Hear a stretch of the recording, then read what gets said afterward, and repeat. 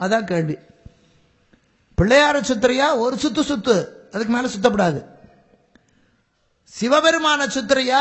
3 சுத்து சுத்து. அம்பாளையும் பெருமாளையும் சுத்திரையா? 5 சுத்து சுத்து. அரச மரத்தை 7 சுத்து சுத்து. நவகிரகத்தை 9 சுத்து சுத்து. இதை மாத்தி சுத்தினா பலன் தப்பு. நான் முதல்ல சொன்ன மாதிரி உப்பு போட வேண்டிய இடத்துல சர்க்கரையும், சர்க்கரை போட வேண்டியதுல உப்பும் போட்டா தப்பா போகும். அரச மரத்தடியில் இருக்க பிள்ளையார காத்தால 9 மணிக்கு மேல சுத்தக்கூடாது.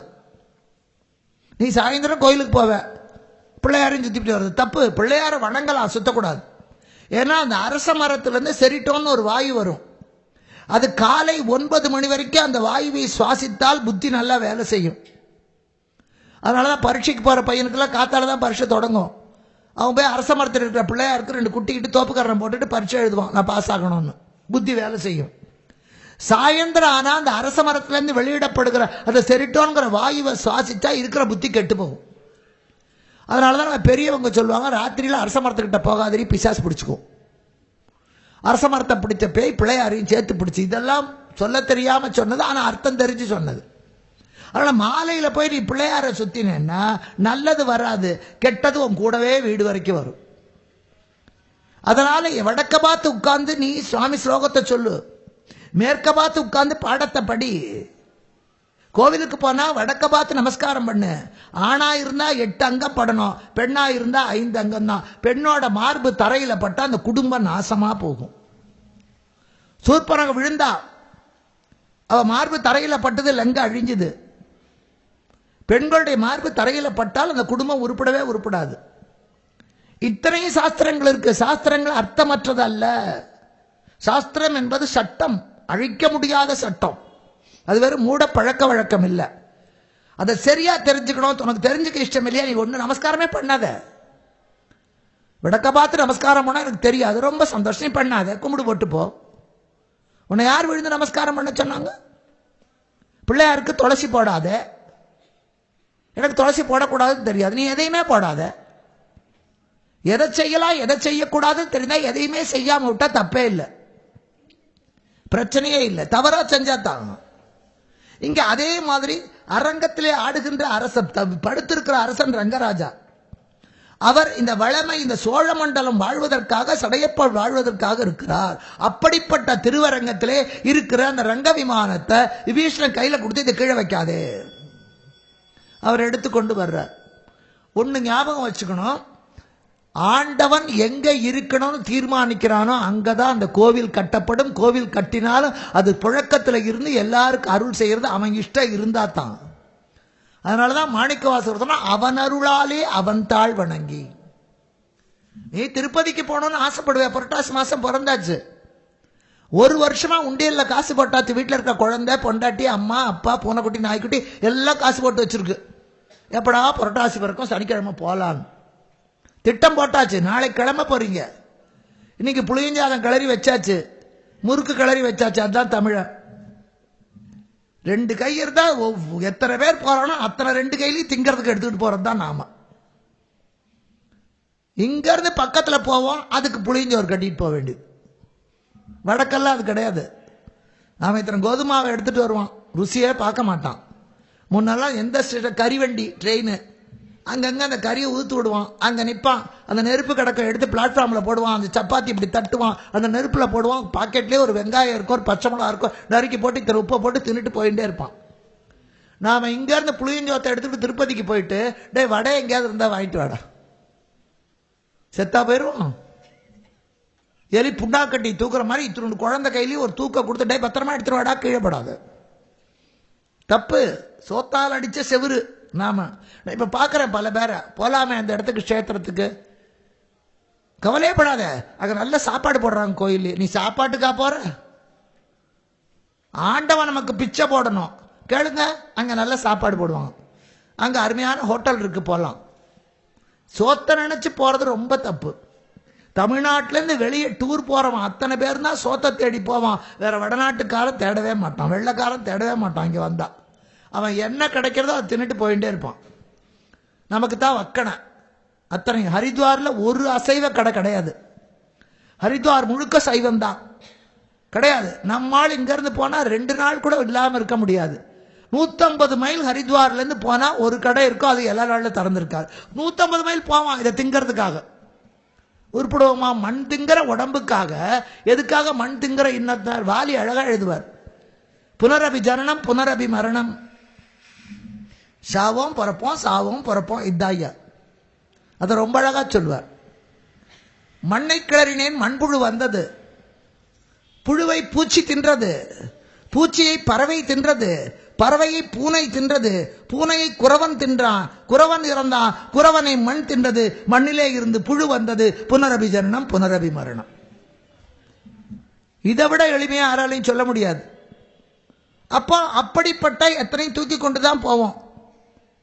அது அங்க வைக்காத இங்க வைக்காத அப்படி போ. ஒவ்வொரு ஸ்தலத்துக்கு போறோம்னா இந்தந்த இடத்துக்கு இப்படித்தான் போகணும்னு விதிமுறைகள் இருக்கு. நீ காசிக்கு போறியா, ராமேஸ்வரத்துக்கு போயிட்டு அங்கிருந்து மண்ணு கொண்டு வந்து சேது மாதவர் சந்நிதியில வச்சு நான் காசி யாத்திரை பத்திரமா நடக்கணும்னு பிரார்த்தனை பண்ணிட்டு கங்கைக்கு போவோம். அங்க போய் திரிவேணி சங்கமத்துல ராமேஸ்வரத்து மண்ணை கரைச்சிட்டு அங்கிருந்து கங்கை தீர்த்தத்தை கொண்டு வந்து ராமேஸ்வரத்துக்கு வந்து ராமநாதருக்கு போற. வடக்கையும் தெற்கையும் இணைப்பதற்காகத்தான் இந்த யாத்திரை. இந்தியா முழுவதும் ஒன்றுதான் சொல்வதற்கு அதெல்லாம் கிடையாது. பிள்ளையார வணங்கிட்டு உள்ள போ, அவரிடம் கேட்கவா போறார், மெதுவா வணங்கினா போகுது. எங்க வீட்டிலேயே பிள்ளையார் இருக்கார் பார்த்துக்கிறது தப்பு.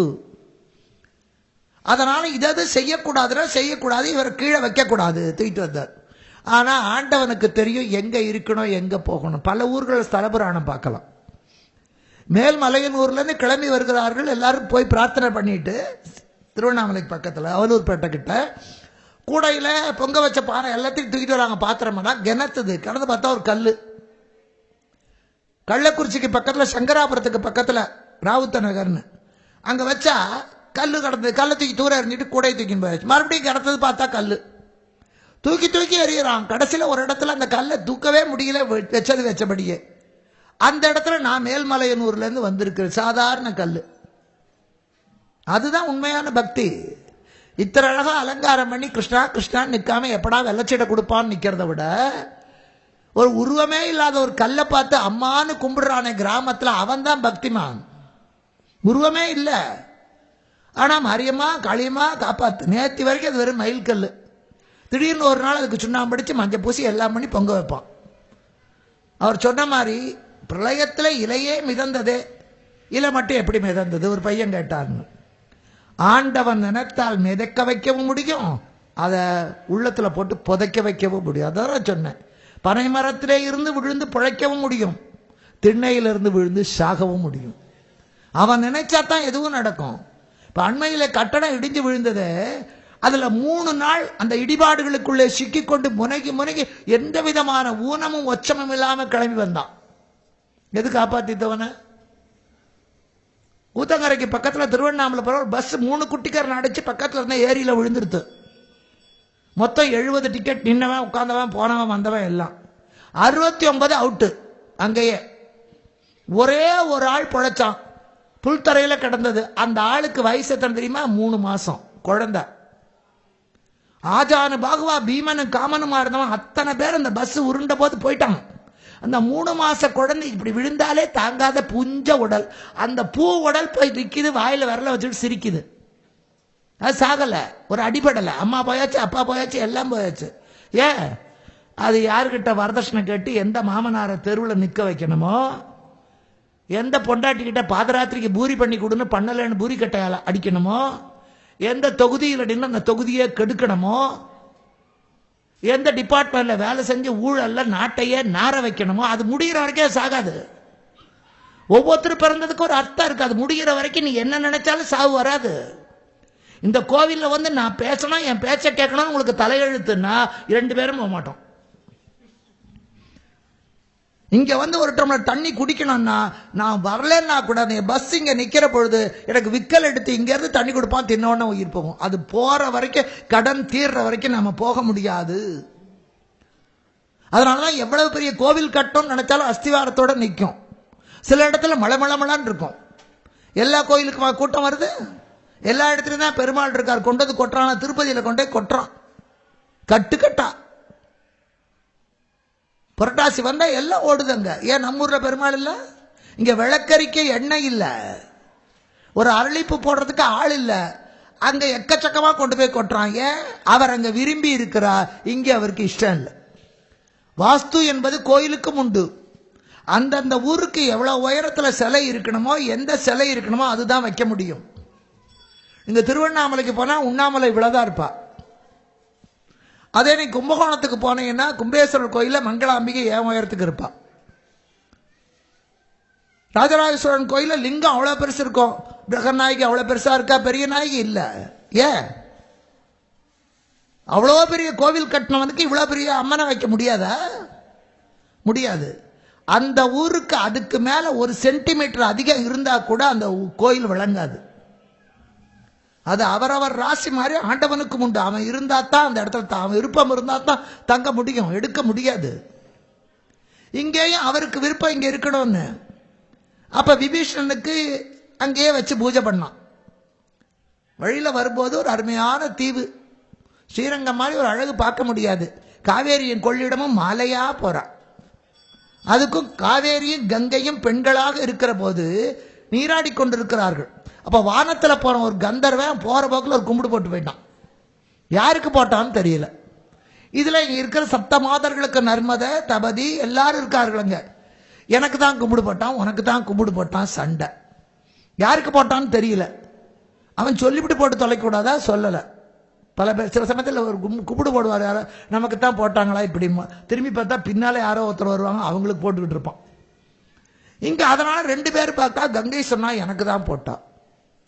நேரம் அந்த வழக்கு பிரம்மன் மற்ற பெண்கள் எல்லாம் போயிட்டாங்க. பெரிய இடமே மோதிக்குது, நம்ம எதுக்குது நடுவில், மற்றவங்க எல்லாம் போயிட்டாங்க. காவேரி கங்கை 2 பேரும் போகிறார்கள். பிரம்மதேவன்கிட்ட என்ன, கந்தர்வன் வணங்கி விட்டு போனா அவன் என்னத்தான் வணங்கினான். கங்கை எப்படி